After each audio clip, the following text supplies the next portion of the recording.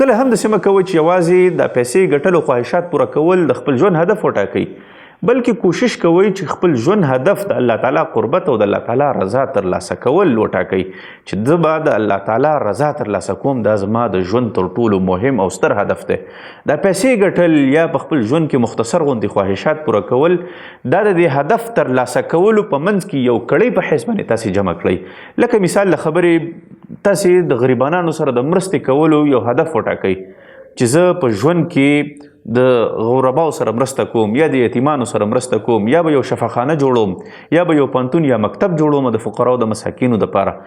دا د خپل ژوند هدف وټاکئ چې زه به دا ټول کارونه د الله تعالی د رضا دپاره کوم،